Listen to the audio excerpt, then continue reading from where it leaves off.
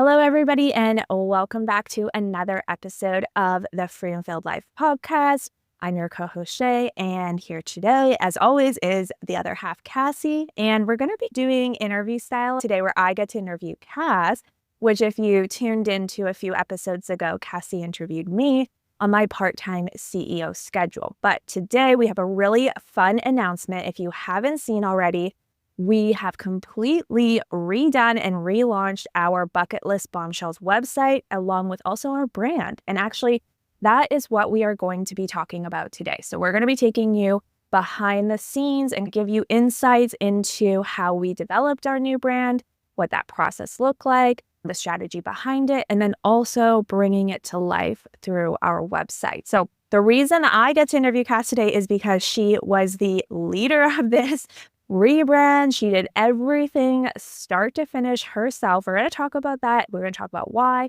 And so I get to be at her the questions today. So let's get into it and, pull back that curtain on our rebrand and new website. But don't forget to check it out after this episode at bucketlistbombshells.com. Lots of new free resources as well on the site too. So go ahead and check that out.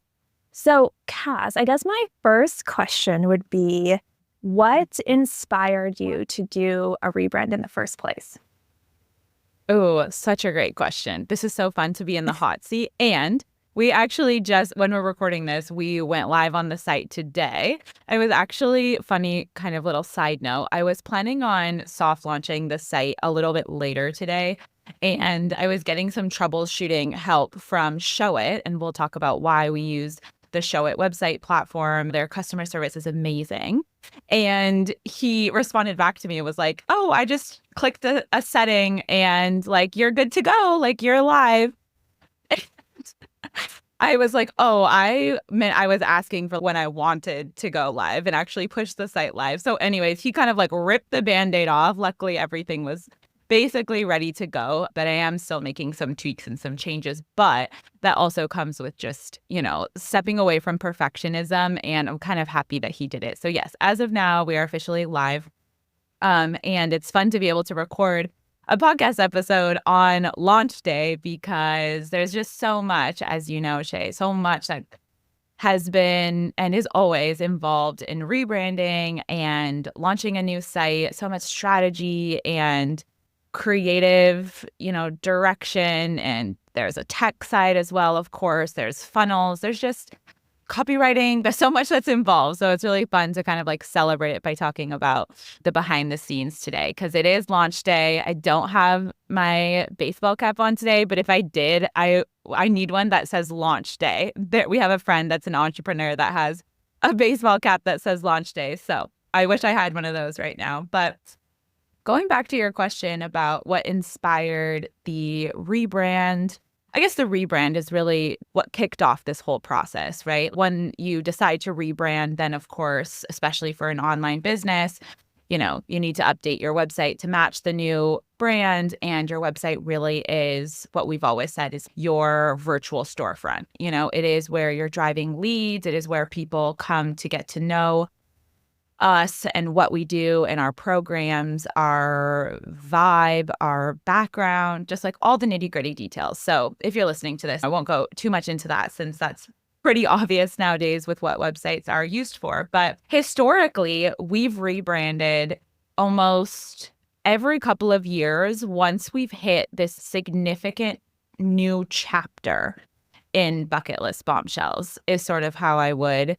describe it. And by chapter, I mean either we have, shifted away from something into something new. We have a shifted vision that we want to move towards. And so that's why we've rebranded in the past. And I would say that's the same reason for the rebrand this time. We've talked about in past episodes our shift from online courses into coaching and just all the details that went along with that experience. And I think for me as such a creative person, and I really have always led the brand and vision and marketing side, messaging side of our business, I feel like the visual rebrand is always such a significant part of like what we're doing or what I'm feeling behind the scenes, and really bringing that to life so that other people can see that message. Other people can see that vision, that new mission, that direction, the vibe. I'm so visual. So launching it in a rebrand and seeing it in a new site is just, for me anyways, just feels so significant for a new chapter in our business. And this rebrand was really that. We wanted to create a brand that felt more in alignment with our new coaching programs, this really holistic approach that we have been taking behind the scenes, but wasn't really outwardly part of our brand messaging. For people who followed us for a while, you probably know that we shifted away a little bit from travel when COVID hit. And that was kind of like a mini rebrand, I would say, behind the scenes, a quick shift from being so heavy on working remotely and traveling, and also having so many women in our community that really wanted to learn from us and were following us and weren't necessarily wanting to be digital nomads or wanting to travel full time with their business. They have a desire to be business owners. Maybe they love traveling as a passion or an interest, but they have a home base somewhere, likely in Canada or in the States. We have a lot of clients in the UK as well, Australia. And so that was a big shift as well, wanting to like visually find this middle ground between still integrating travel, because it's something you and I are so passionate about. It is a big part of our story, as you guys probably know, but being able to shift to showcase our new programs, our kind of updated vibe, more ease, more purpose, a lot of things we're doing behind the scenes. And yeah, I think that's kind of like the big inspiration point. Obviously, with a rebrand comes new funnels and, just wanting to really drive our audience into these new funnels as well. And I think a website really conveys that too. Yeah, absolutely. And, I'm like the funnels girly over here. So I definitely want to talk about funnels and kind of what the strategy was when we get into talking about going forward with the website design, but kind of sticking on the rebrand side of things. I know that we started this, technically we had a photo shoot a few years ago. And so I feel like you started updating maybe our graphics. I'd love for you to speak to that and what the thought process was when it comes to, the new brand shoot starting there. So I know we started with the brand photo shoot, and then I think it was even last June that I think even the website design started getting started. So I'd love to just hear your kind of thoughts on how that process went and what your strategy was or decision making behind all of that. Yeah, I'm so glad you brought that up, because it has been a long process. And I think it's really great to share that that is the reality of just like how we have approached this rebrand and the new website. And there's a lot of things that we have done behind the scenes since 2023, really. And we changed a lot of things behind the scenes in Bucketlist Bombshells, our new programs, the way we work with clients, our lead gen funnels, sales. There's so much behind the scenes that's changed. And what I love about the approach we took is that we did that first. And then the visual side, I just wanted to match all of those things at some point. But I think what's really important, and sometimes this is like newbie business owners or people in the growth stage of wanting to make changes in their business, is like we focus too much on the front end and the visual side and not enough on the back end to make sure that, your business model makes sense, your product ladder makes sense, that you have proof of concept, that the messaging is really working on a one-to-one basis with clients. So I think this time that was really the approach we took. We started creating new products, using new messaging with clients behind the scenes.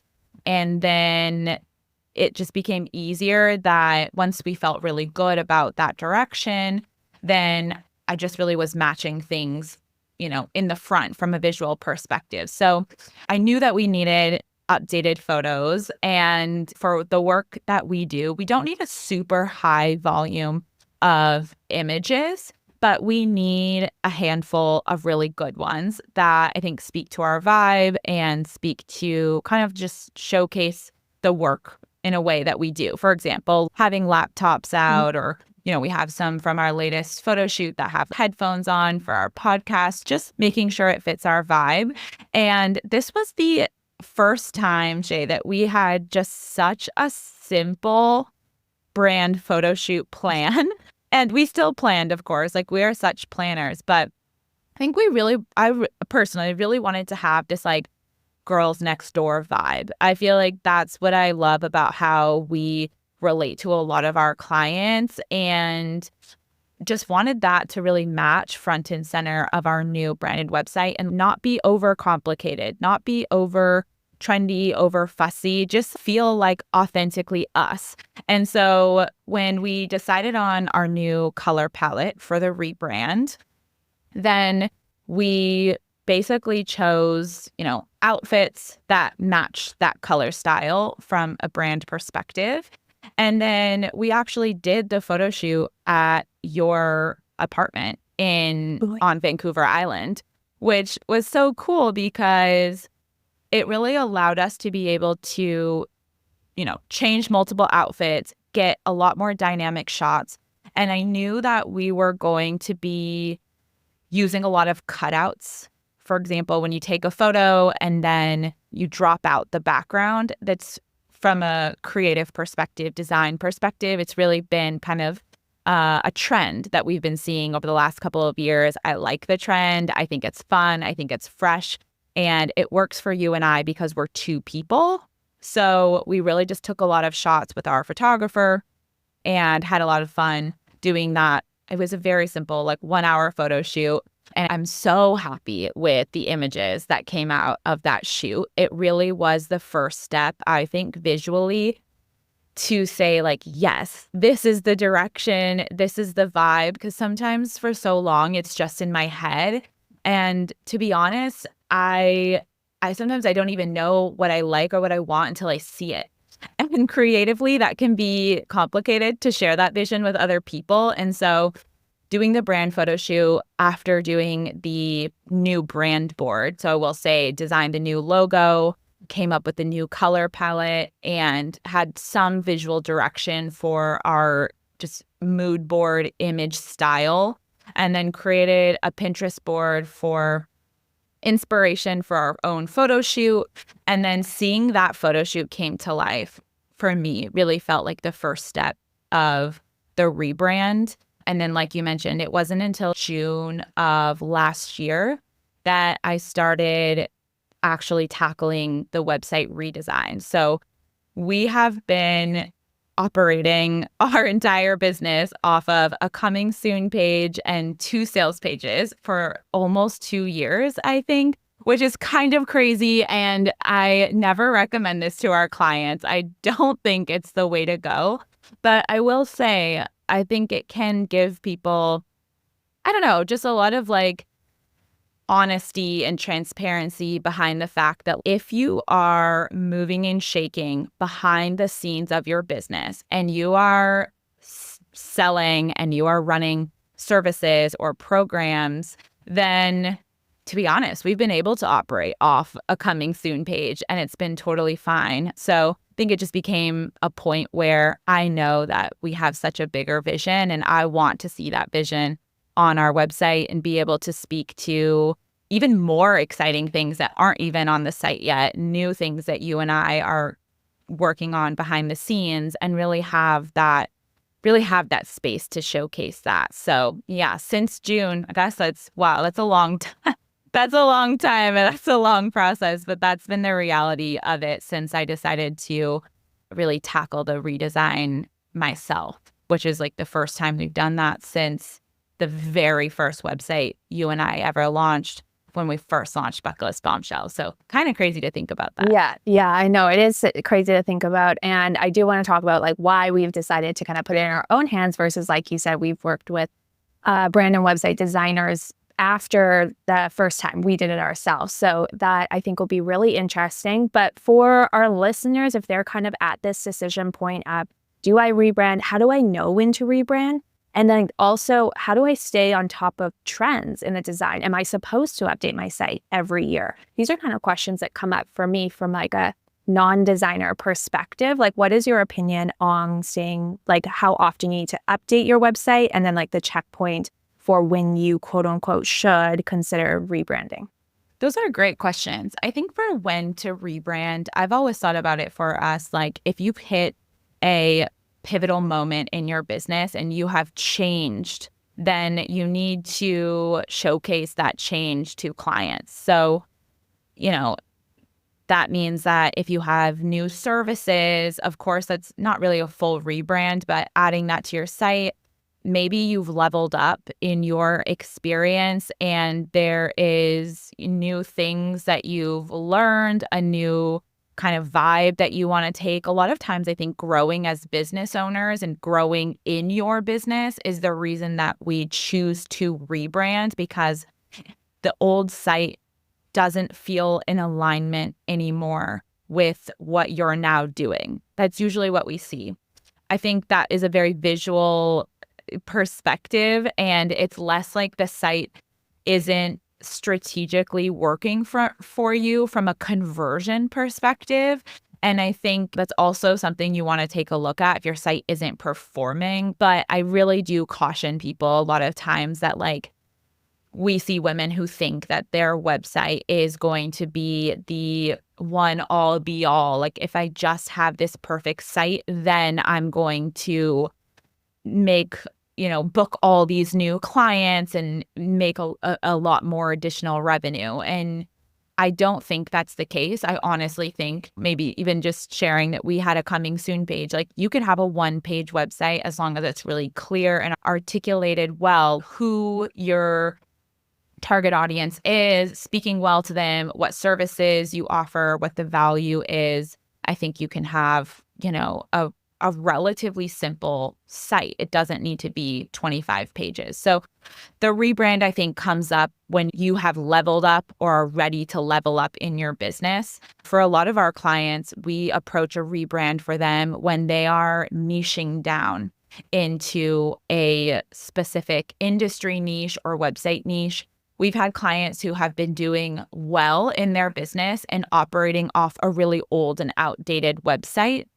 And it just, sometimes we've even had clients come to us with a blog, and now I do this consulting work. They have clients, and it's almost like this website does not match what the business is, what they're doing, the services they offer. And so that's a very clear indicator to me that somebody is ready for a rebrand. Now, every single year to me seems just personally too much. I think that there is a place and time for strategic change, but changing every single year seems like too much for an audience to really follow along. And like something is new all the time, where like we do want to maintain brand message consistency as well, instead of, imagine if it's like your favorite store, like completely overhauled their brand, their vibe, their name, just everything every single year, you would just be, I don't know, kind of confused. So I really only suggest doing it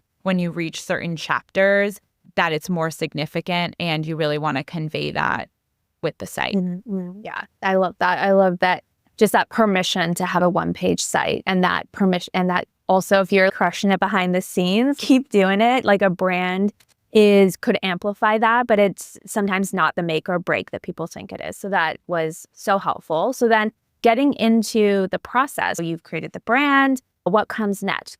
Is it messaging? Or is it building the site? What's your next step or process after the visual identity?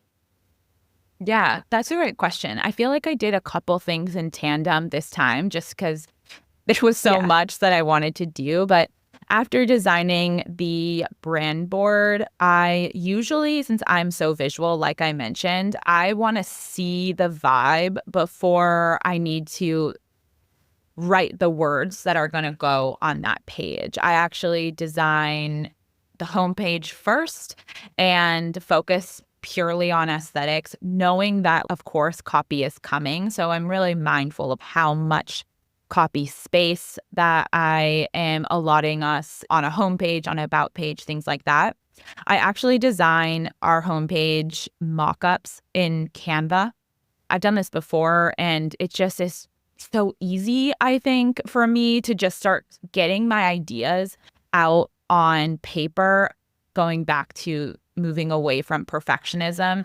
If I don't know what I want yet, I can put a lot of creative pressure on myself to design that the first time, to be wowed, to be like, this is exactly, what I wanted in my head. This is the approach. I actually designed an entire homepage in Canva and completely scrapped the entire thing and then started again. And the second time around, I was super happy with the direction.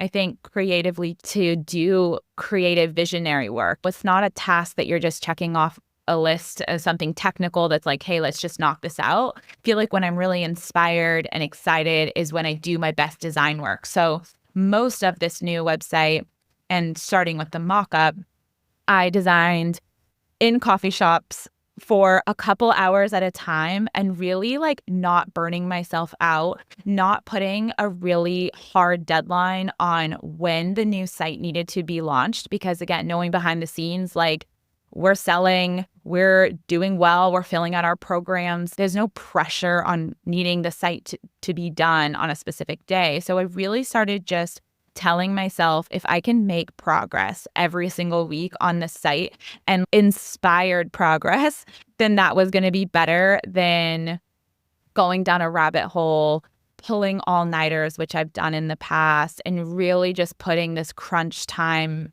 vibe on needing to get a site launched. And I feel like creatively, it doesn't result in the best work. So I designed the homepage in Canva, and then from there, in tandem, I was working on our new brand messaging guide.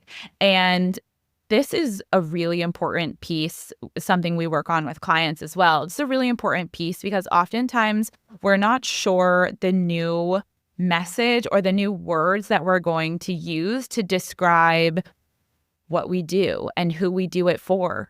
What's the new mission statement? What's the new professional bio?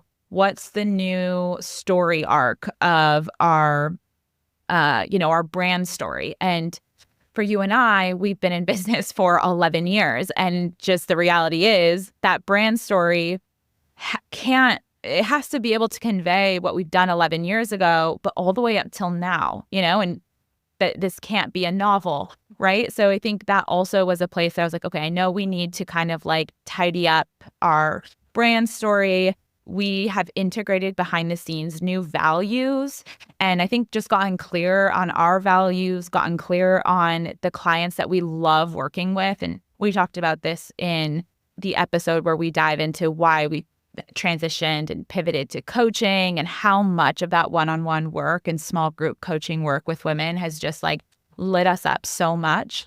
And being able to work with our clients so hands-on, I think really gave me so much valuable insights that I really wanted to convey in our new brand messaging. Like, now I know the exact words that clients are using when it comes to the desires they have, the fears, the pain points, what they're struggling with. And so a lot of that is what I started putting down on paper and starting to define who are our buyer personas. Typically, I see even for our clients, we have 2 to 3. If you've been in business longer, I think usually you have 3. So we have 3 target buyer personas.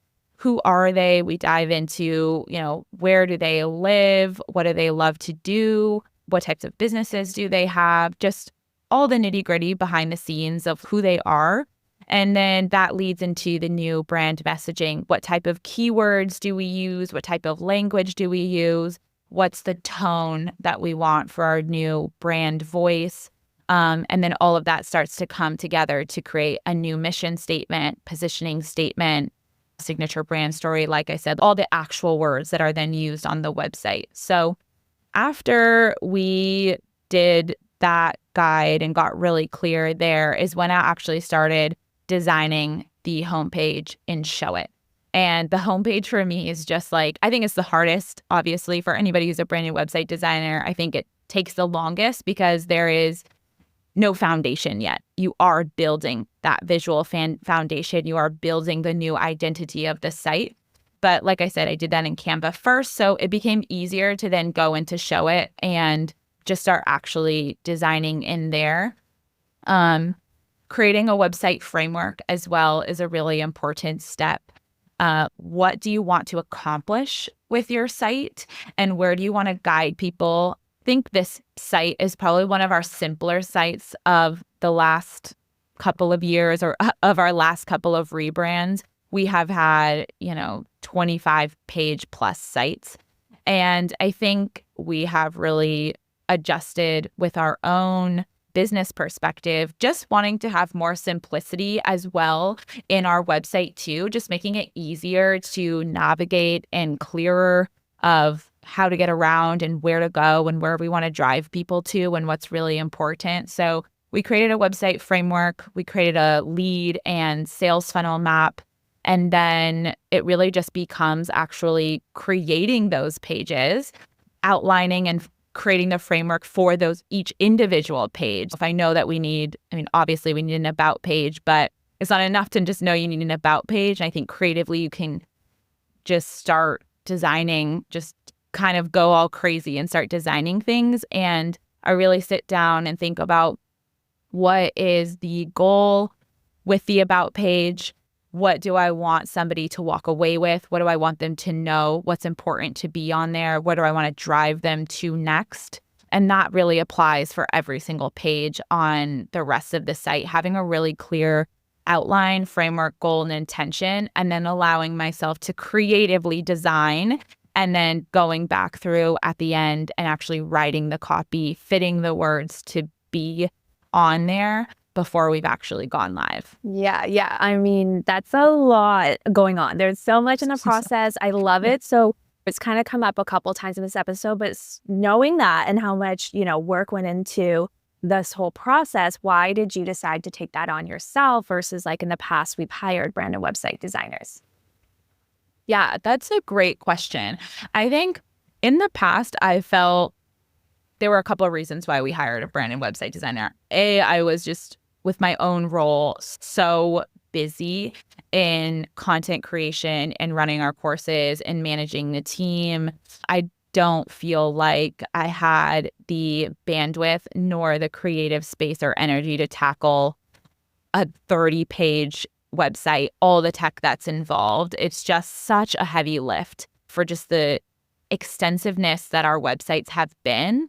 I also, in the past, have loved the idea that somebody can take our visual ideas and direction and run with that. And that's really fun because sometimes people have ideas and direction beyond even what I've seen. And so I think creatively, it's cool to be able to work with somebody who specializes in brand and website design. But we have the amazing benefit of I used to own a branded web design studio. So this is the work I did day in and day out. So I have this skill set and I love doing it, especially if I have the creative time and space and there's no pressure. And so I feel really grateful that I was able to take that approach with this website, knowing that I have the skill set, knowing that I didn't really know exactly what I wanted, and I kind of wanted to creatively work through that process myself.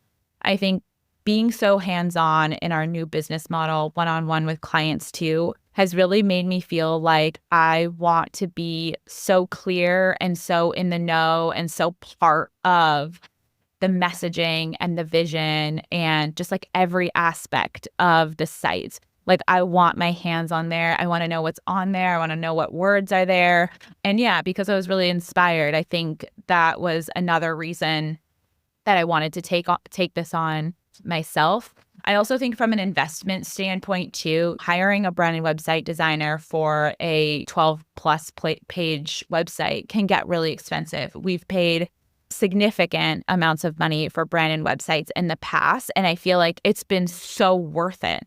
But this time around, knowing that I had the time, the capacity, the creative excitement to take it on myself, it just really allows us to free up that, revenue or that investment fund to be able to put elsewhere in something that maybe I don't have the skill set in and that I'm not able to handle myself. So I've done lots of work on websites. I've designed loads of websites in my past experience with my past brand and web design studio. I help our clients build frameworks for their site. I give brand strategy and direction. It just is part of my title and my role. So I feel like it made a lot of sense this time around that I was able to not only lead the vision for this, but also execute it as well.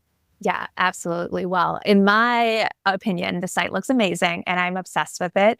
And it's funny because I get that it's my brand, but I get so excited when Cassie sends me a brand board or that first homepage or something. I feel like the client in that scenario. I get to be like, oh my gosh, I love this. And of course, add my own insights or, suggestions. But most of this is totally, Cassie is so connected to what she brought to life. And I am so impressed what she did bring to life. So I might be biased, but that is my honest opinion. And so before we get into talking about, I want to talk about the customer journey and the funnels. But one thing that we always ask is what platform to use. We recommend Squarespace for our clients in LaunchCamp who are getting started with an online business. It's so user-friendly, so easy to set up.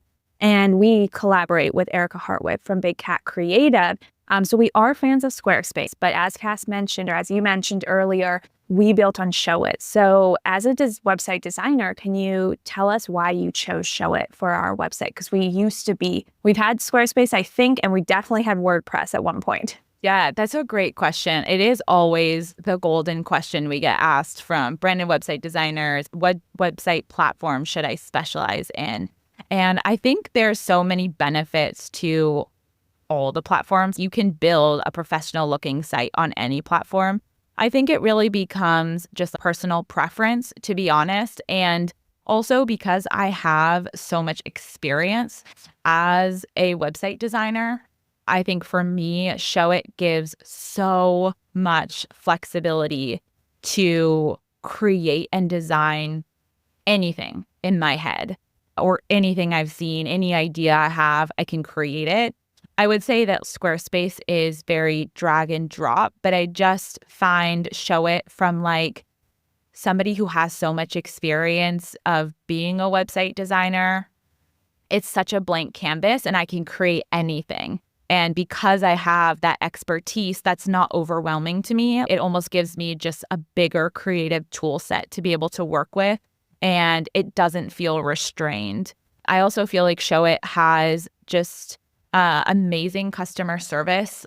I am so grateful every single time I need some tech help or something isn't working, or strategically what I'm trying to accomplish with their platform is maybe a little bit different or not is more advanced. And I feel like they're really able to meet me where I'm at and have creative ideas and ways to accomplish that. So that was really the reason we used Showit the last time for our rebrand, and we had moved over from a different platform. And then I've enjoyed being able to update our site since that time through Showit. So it just became very obvious that I was going to use that this time for the rebrand. I love the platform. I think it's really user-friendly, very intuitive for me, well organized as well. There's just so many aspects, I think, from being a website designer and more of a creative, and also from a technicality standpoint, customer service standpoint, that it's really met our needs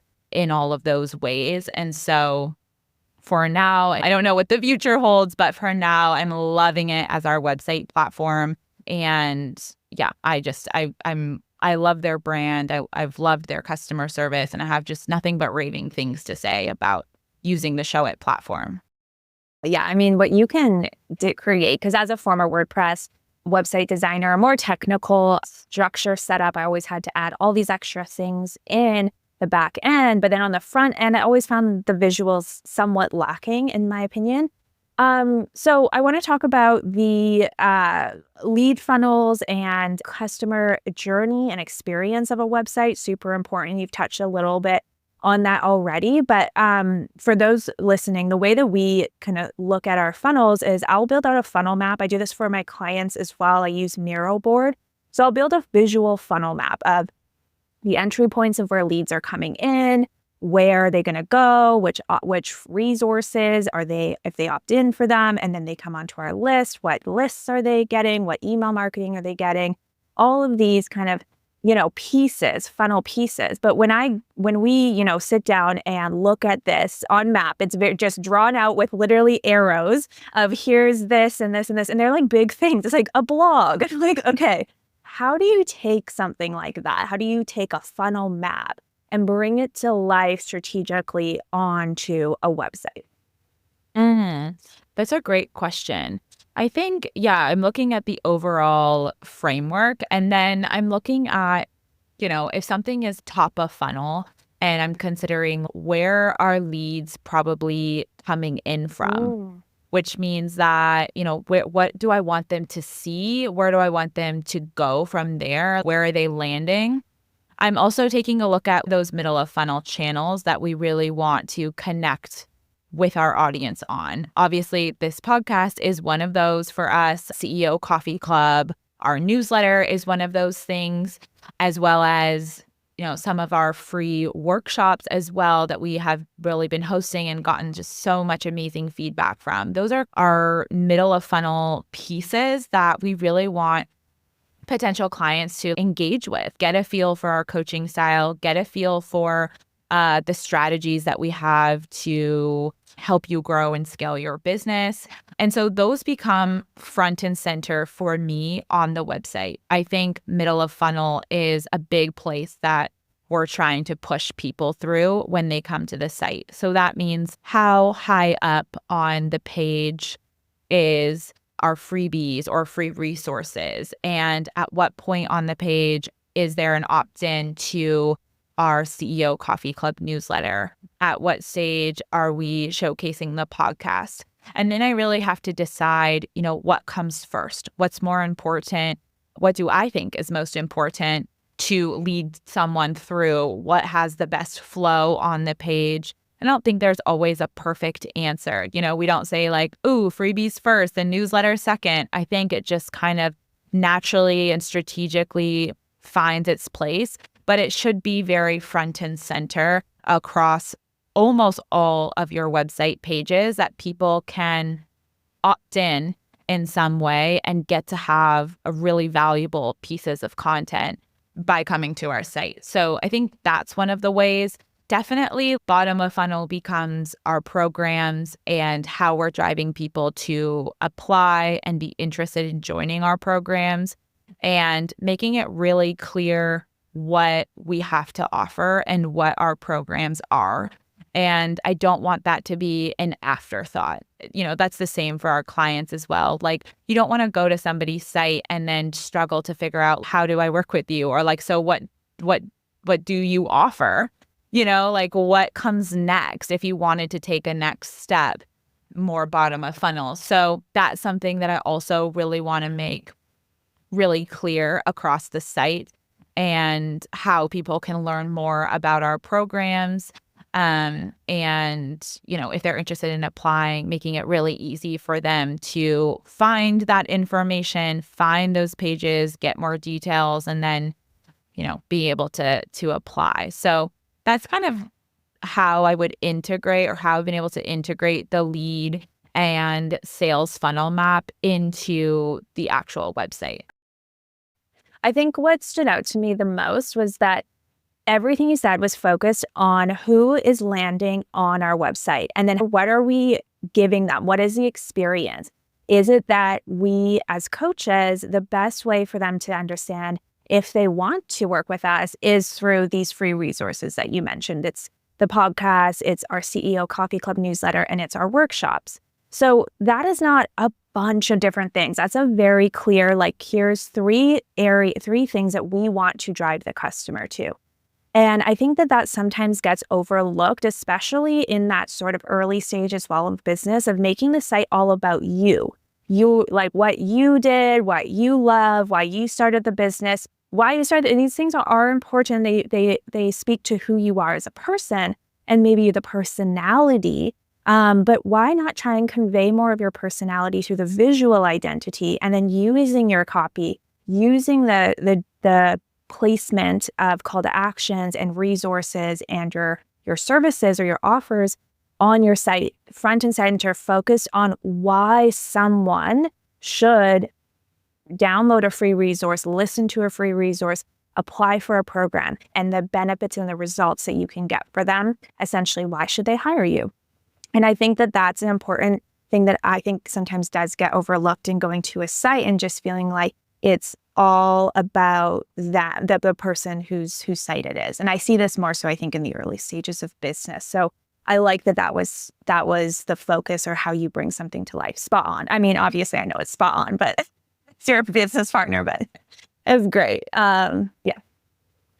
Yeah, I think too, that's an important piece to bring up, that like, I think for you and I, we kind of fall somewhere in between this like personal brand, and of course we are a business, and personal brands can be a business as well, but we kind of navigate this fine line between personal brand and service-based business.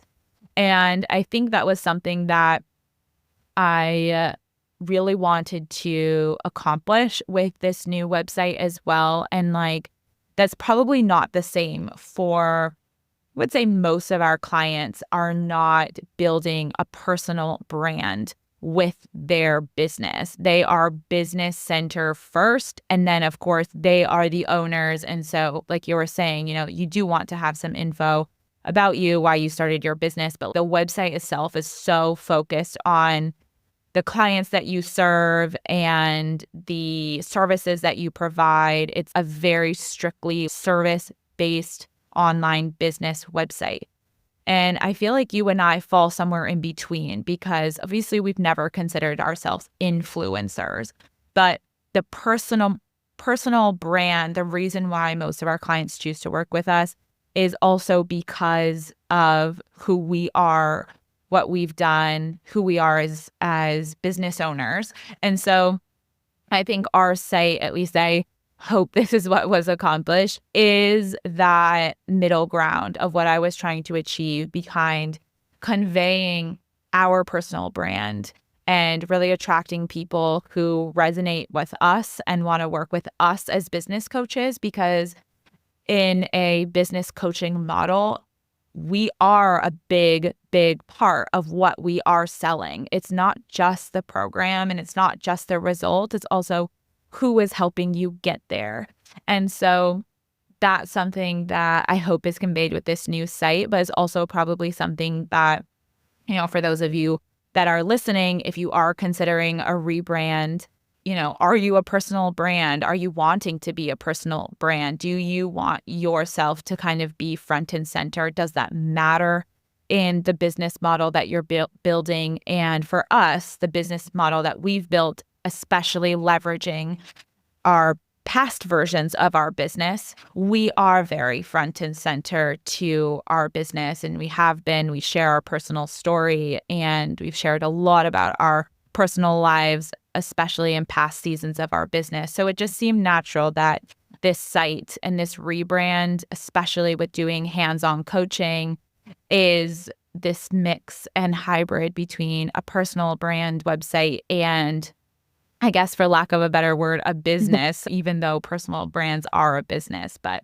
hopefully you kind of understand the duality of the two and kind of how I was trying to marry those together.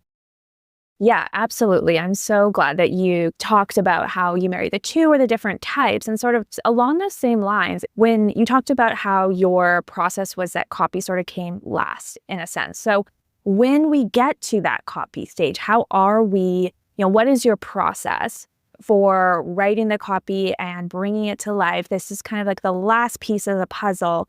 So for those listening, what advice would you have around the copywriting side?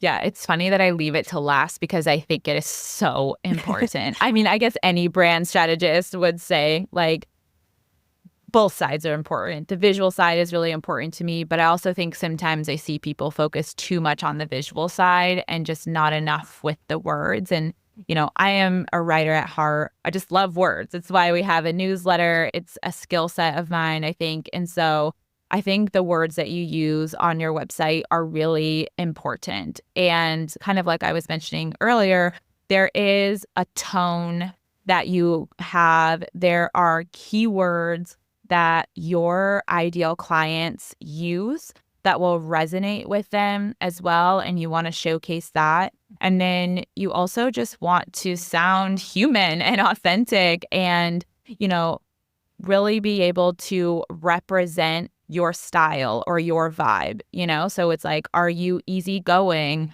Are you really direct? Are you witty? Are you funny? Those are things I think about for our own brand voice, but also the work that we do with clients in our Scale with Purpose Mastermind when we're taking them through a rebrand, working through their messaging, defining what that voice is for them. Sometimes they've never thought about it to that point, but usually they know when it's asked is like, what would be the style that you want? And we get everything across the board. We get like, I'm your BFF. We get, I'm your like tough love person in your life. We get with just so many different styles. So I think it's important to think about that and how that resonates and how that attracts your ideal clients, because I think that's really important. So we want to match the tone. And then when it comes to the actual words, like I was sharing about the process of sort of going through a target audience deep dive, I am now taking all of that knowledge and that data to now articulate them in words for the website to really speak to that person. So by this point in our business, and especially with all the clients that we've taken through a very similar process, we have a very strategic, pretty structured framework of the copy that we want to see on every single page, which is really cool.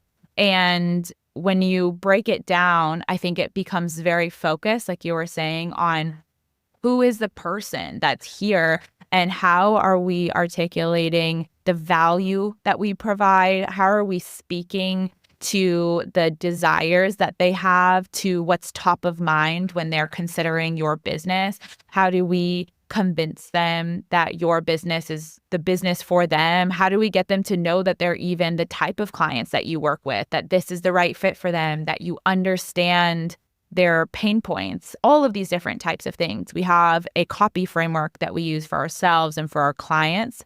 So I follow that framework in a Google Doc for every single page. And then after I have a lot of the foundational copy in, then that's really where I go through and add in personality and things that I think, especially for our business and our target audience that are primarily millennial women, we want to speak to them in that way. And that's why our website and our about page has fun things about you and I, what we're reading right now, just like things that are relatable to our ideal clients. And Shay, when you and I go on retreat with our Scale with Purpose Mastermind members, I kind of think about it like these are the things that we're talking about at breakfast, on beach walks. We're talking about the books we're reading. We're talking about our favorite self-care practices. We're talking about our next trips and our adventures. And at the end of the day, we have a lot in common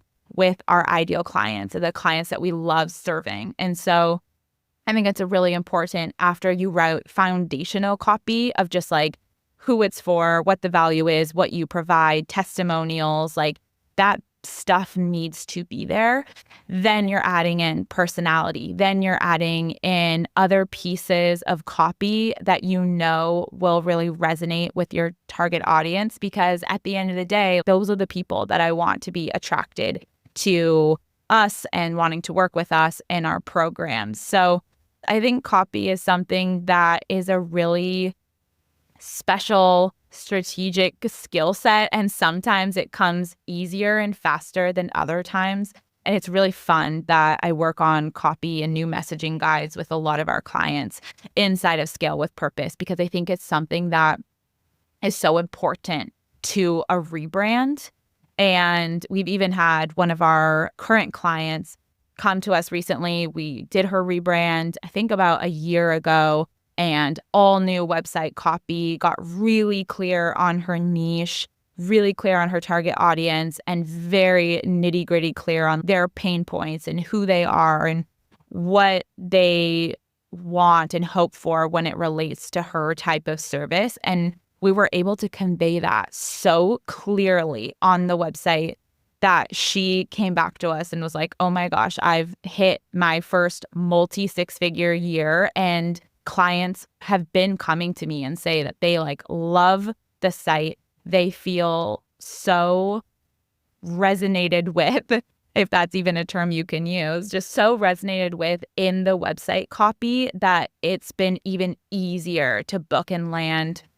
the projects and the services that she sells. And so that's just kind of like another process and result, I guess, of this type of work. And I think the best compliment is that you get your ideal clients landing on your website, reading your copy. Again, that's why it's so important. The words you use are so important. Reading your copy and being like, oh my goodness, how are you reading my mind? Like, how are you in my head? Like, I read this and I was like, oh my goodness, that's me. And that's the same thing that was happening with our clients.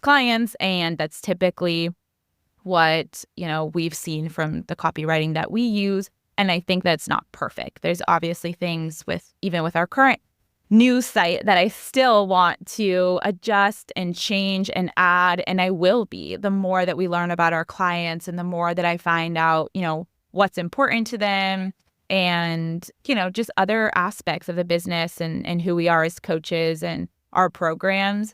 I think the website will continue to evolve and grow, but really trying to move forward with like, done is better than perfect. And I know that this is not just done in my book. I'm very proud of the new rebrand. I'm very proud of the new site, which is very cool to be able to sit here and say, because there are many times where I've designed things and I'm like, I will put it out there and I'm just not the most excited about it. So it's really cool, I think, from my perspective to just see the new copy, see the new brand on the site, and also know that I have more that I want to do and more that I want to add to it. So, yeah.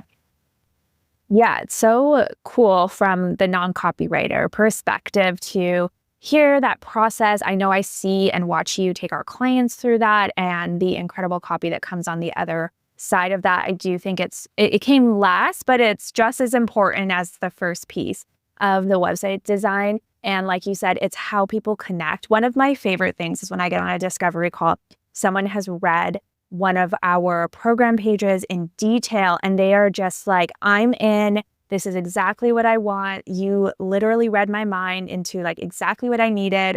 Feel so connected through the words. And I think that our clients have that experience too now with their clients do for you. So, and I think to be able to get your copy to speak so clearly to this person, you need to really understand who your target audience is. So I know Cassie put together a freebie for our podcast listeners that they can download that's going to help them dive into and uncover more about their target audience, their buyer persona. Can you speak to more about that? Yeah, absolutely. I feel like target audience worksheets are probably all over the internet. So if you've downloaded one before, then I will say this is the exact buyer persona and copy questionnaire that we use and that we use with our clients inside of our Scale with Purpose Mastermind. So it has been years, I would say, of refinement and figuring out like what is important to know about our target audience, or like I say, our dream client. What is that research? What information do we need? What questions should you be asking yourself? So just if you've like labeled or read something, a target audience worksheet before, just like scratch that out of your mind. This is new and this is different. And I think it's very strategic, a very strategic questionnaire that we use, and it acts as the foundation of your new messaging, or just getting clear that like the messaging that you're using is even attracting your dream clients. a lot of times with the clients that we work with as well is like they're not even super, super clear on like who their dream clients are, or they've been working with different types of clients and you're trying to figure out how those clients come together. What are their similarities? What words are you using to describe them? So yeah, I have that as a free resource for you guys. The link is in the show notes. It's called our Buyer Persona and Copy Questionnaire. It also goes through questions like, why are your dream clients attracted to you? Or why do they choose your product? Or why do they choose your brand specifically over working with other companies? And, what pain points did they have before they found you? And then how are they feeling after they found you? And then speaking to the copy that we covered in today's episode and really being able to figure out your own brand voice and kind of like your copy tone and your personality that you want to showcase, then there's questions that will help you kind of define that for yourself as well and really figure out like who are your dream clients and why are they coming to you? And we always have clients who fill out this questionnaire when they're in Scale with Purpose and they're just like, oh my goodness, like this was so eye-opening. Like I'm so happy that I did this. It's usually a really eye-opening exercise. So it's the same document, same questionnaire. It's going to be linked in the show notes. So definitely download that. And if you fill it out, please send it to us on Instagram. I think, Shay, you're usually saying like send you things on Instagram, and Shay's there in the DMs. We would love to know, and I personally would love to know how you are able to use this questionnaire and what types of insights and aha moments you have for your own business, your own copy, your own dream clients when you actually dive into this questionnaire. Absolutely. I love seeing our clients fill this out and the answers and just the insights that they start to get. So as Cass mentioned, I'm in the Instagram DMs. You can find me in there. You can message me about anything that you heard on this episode and diving into the free resource. Find that in the show notes. But I'm going to wrap us up here today on a great episode. Super fun. Don't forget to check out bucketlistbombshells.com. We just launched today, or when you're listening to this, it would have been last Friday. Our website, new free resources. Oh, yeah. And don't forget, I would love to just plug